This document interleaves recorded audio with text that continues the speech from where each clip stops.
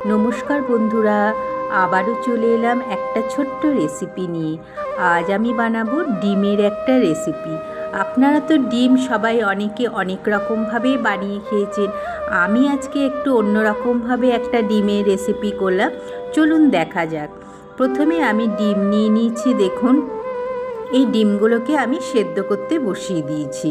আমি 5টা ডিম নিয়েছি। 5টা ডিমকে আমি একটু জলে নুন দিয়ে সেদ্ধ করে নিচ্ছি। আর এদিকে একটা মশলার পেস্ট তৈরি করছি। তার মধ্যে দেখুন আমি কালো সর্ষে নিয়েছি, আর কাঁচা লঙ্কা নিয়েছি, আর 1 চামচ নুন দিয়ে দেবো সর্ষের মধ্যে যখন আমি বাটবো সর্ষেটা। দেখুন, জল দিয়ে আমি প্রথমে একটা পেস্টটা দুবার ঘুরিয়ে নিলাম। তারপর ওর মধ্যে আমি একটুখানি তিল দিয়ে দিলাম, সাদা তিল, আর কয়েক কোয়া রসুন দিয়ে দিলাম।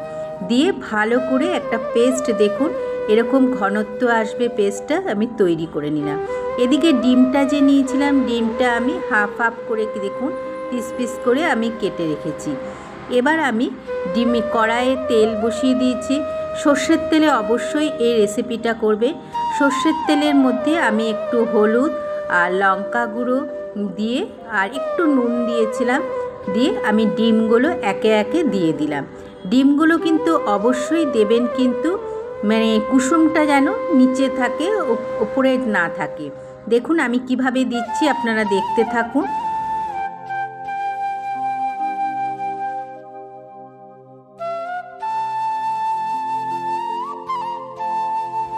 দেখুন এক এক করে প্রত্যেকটা ডিমকেই আমি দিয়ে দিলাম।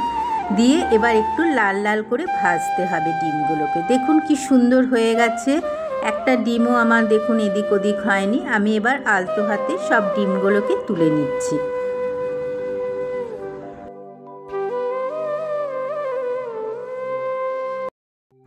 আর যে তেলটা ছিল ডিম ভাজা, ওই তেলের মধ্যে আমি একটু দুটো পেঁয়াজ, বড় টুকরো দুটো পেঁয়াজ আমি কুচি করে রেখেছিলাম, ওই পেঁয়াজের কুচিটা আমি দিয়ে ভালো করে, যেরকম বেরেস্তা ভাজা হয় ওই রকমভাবে ভাজবে। অল্প একটু নুন আর হলুদ দিলাম আমি পেঁয়াজটা ভাজার সময়। যেমন করে আমরা বিরিয়ানি বেরেস্তা ভাজি, ওরকম করে লাল লাল করে ভাজতে হবে পেঁয়াজটা।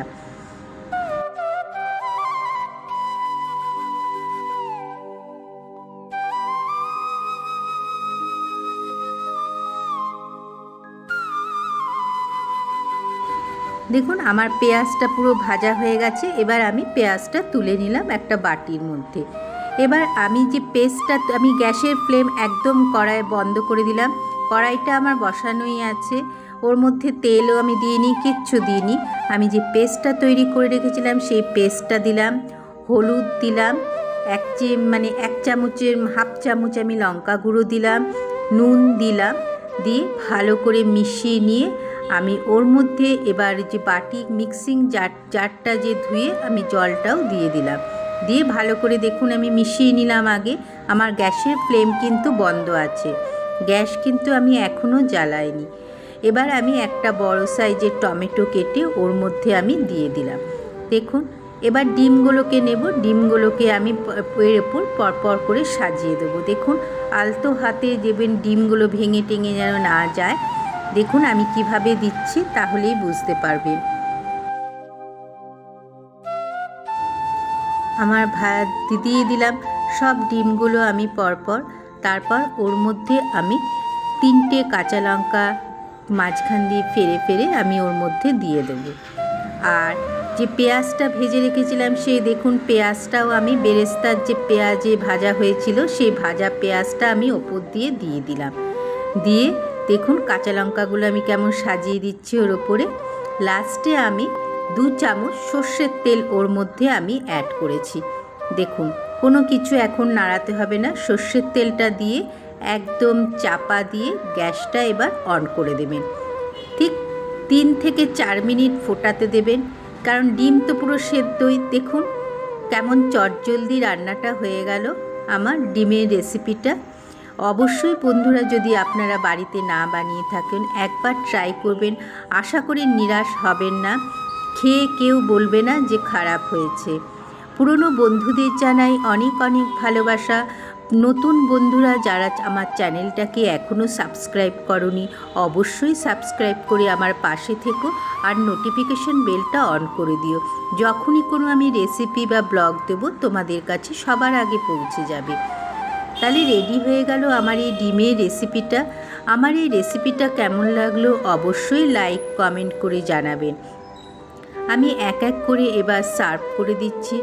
গরম ভাতের সাথে দারুণ হয়েছিল খেতে বন্ধুরা। আশা করি আপনারা যদি না বানিয়ে থাকেন আমি রিকোয়েস্ট করব একবার বানিয়ে আপনারা খেয়ে দেখতে পারেন। কেউ বলবে না যে এটা খারাপ হয়েছে। আরেকবার বানানোর কথা প্রত্যেকেই বাড়ির লোক আপনাকে বলবে। তাহলে আজ আসি বন্ধুরা, টাটা।